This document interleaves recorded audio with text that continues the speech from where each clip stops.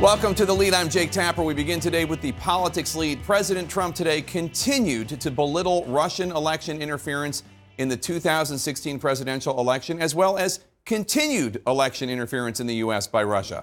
The president going so far as to say he discussed what he called the, quote, Russian hoax in an hour-long phone call with Russian President Vladimir Putin. The two leaders discussed a range of topics, including, the president tweeted, trade, Venezuela, Ukraine, North Korea, nuclear arms control, and even the, quote, Russian hoax. The president went on to tell reporters later that he did not tell Putin to stop engaging in election interference, which remains, according to President Trump's own top national security officials, a continuing threat to the United States. Based on the president's public statements and apparently his private ones with Vladimir Putin, the man who led and continues to lead cyber attacks on the United States, the president's more concerned with underlining that special counsel Robert Mueller was not able to find sufficient evidence that any members of his team engaged in criminal conspiracy with Russia than he is focused on this continued threat from Putin and Putin's intelligence services.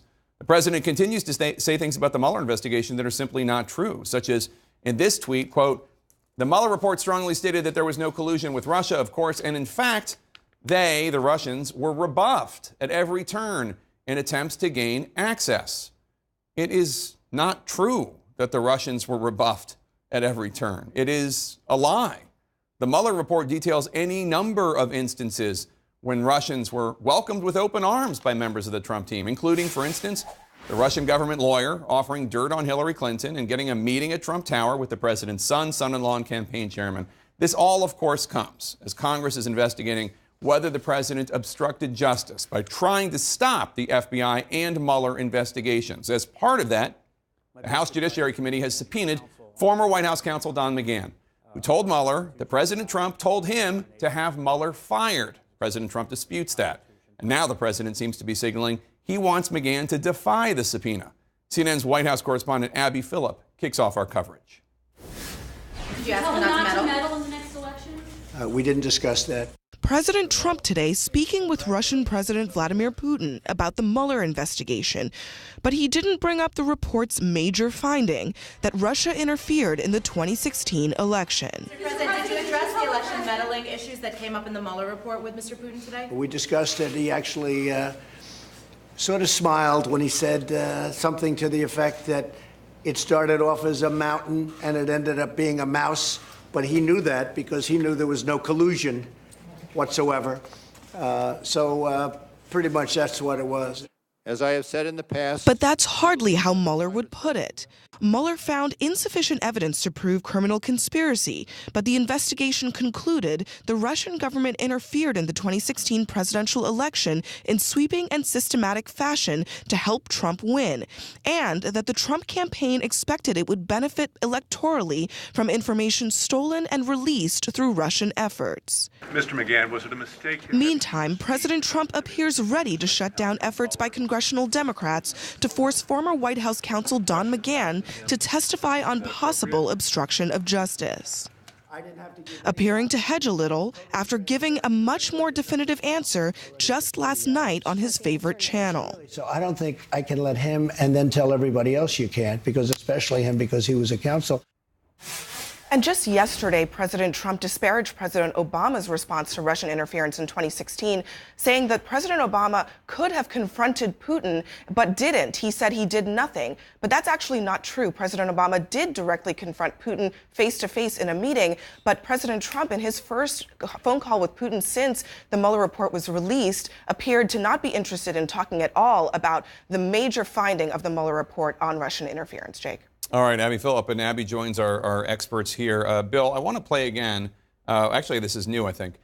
Something that President Trump said earlier today, describing how he talked about the Russian hoax with Vladimir Putin. Take a listen. Sort of smiled when he said something to the effect that it started off as a mountain and it ended up being a mouse, but he knew that because he knew there was no collusion whatsoever. Pretty much that's what it was. I mean, once again, it seems like President Trump taking the word of Vladimir Putin over his own top intelligence and national security officials who say there was Russian election interference, period. at Helsinki, he took Putin's word over the intelligence community. Now he's taking President Putin's word over the special counsel, a 400-plus page report, none of which has been quarreled with. Not only has none of it's been disproved, but has the Trump administration even tried to discredit any fact in that report? I'm really struck. Remember, Rudy Giuliani was preparing a response, and they were going to hit back. Literally, is there a sentence in that report that any responsible person has said or shown or even suggested is inaccurate? So we have a report showing systematic Russian interference in the election, and the president not only doesn't raise it, President Trump not only doesn't raise it with President Putin, but accepts President Putin's notion that this is all a hoax. And Elliot, you heard President Trump there saying that he didn't bring up Russian election interference. Let's remind viewers what Abby just reminded people. The special counsel found that, quote, the Russian government, this is a quote, the Russian government interfered in the 2016 presidential election in sweeping and systematic fashion to help President Trump get elected, and, quote, that the Trump campaign, expected it would benefit electorally from information stolen and released through Russian efforts. Now, okay, not enough for a criminal prosecution, I get it, but still, how does the president not bring this up? Right. We've gotten hung up on this question of what it takes to charge something as a crime and aren't focused on the clear evidence of wrongdoing on the part of the president and, frankly, on the part of the president's campaign. Now, perhaps you could not charge them with quote-unquote collusion, even though we all know that's not a federal crime. Well, they didn't charge him with conspiracy. They didn't even try. But that doesn't mean that the conduct was proper for the president of the United States. Right. Look, I think the problem here is not with the president, frankly, even with Vladimir Putin. It's with the congressional Republicans who are letting the president off the hook with respect to this conduct, with respect to sitting down with or talking to Vladimir Putin and agreeing with him over the advice. I'm as happy as anyone to attack the congressional Republicans, but last I looked, there's this party called the Democratic Party that controls the House of Representatives, and if the president committed impeachable acts, maybe the Democratic Party in the House of Representatives should start moving on that. But something I think we're going to talk about today is all of the attempts the Democrats are making to try to hold the president accountable. But going back to the beginning of this presidency, because the president remains popular with his base, they're giving a free pass on. Look, Ronald Reagan should be rolling over in his grave at the kinds of statements that we're seeing President Trump agreeing with. One of the startling things about Bill Barr's testimony on the Hill this week was that he was asked repeatedly about these questions. Was it okay for the Trump campaign to have done all of these things that were listed out in the Mueller report? And each time he refused to answer the question, even when they were asked by a Republican senator in that case. So it's not just Republican senators on Capitol Hill. In fact, some of them are calling this behavior out. But it's also the Attorney General, Bill Barr, who doesn't even want to go there, below the bar for charging a crime, what is right and what's wrong. And Kirsten, let's not forget, about 3 weeks ago, Rudy Giuliani, the president's attorney, on State of the Union told me that there's nothing wrong, forget illegal, nothing wrong with getting information from the Russians, depending on what it is. Yeah, I mean, that seems to be where now this conversation has shifted, that actually this seems to be an argument that's being made, and that, and that Bill Barr declined to really address that issue. And, it should be illegal, it seems like. And it also seems like the president should be angry when he's talking to Putin about what has been laid out so clearly in terms of what Russia was doing and that they plan to do it again, and he's not.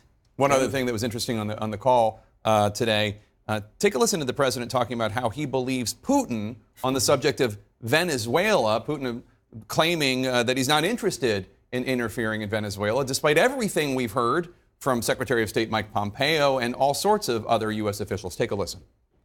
He is not looking at all to get involved in Venezuela, other than he'd like to see something positive happen for Venezuela.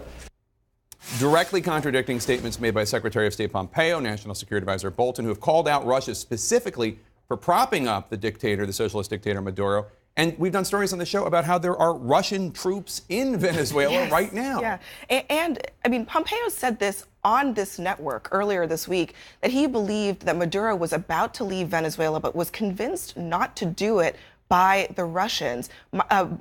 John Bolton stood outside of the White House. I was standing right in front of him when he said he believed the Cubans and the Russians were propping up Maduro's regime. So the president has a phone call with Vladimir Putin, and similarly to Russian interference, Putin tells him something, and the president's response to that is, oh, you're right. And then he repeats it to the press.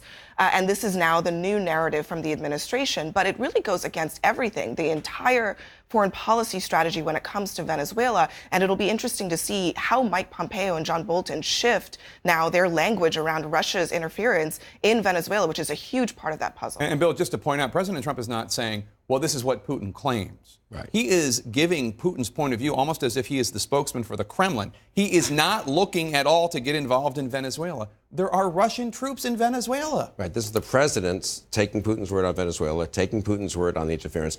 You know, on Kirsten's point, when he was a candidate, fine, he was a candidate. It was a sloppy campaign. They should have been worse.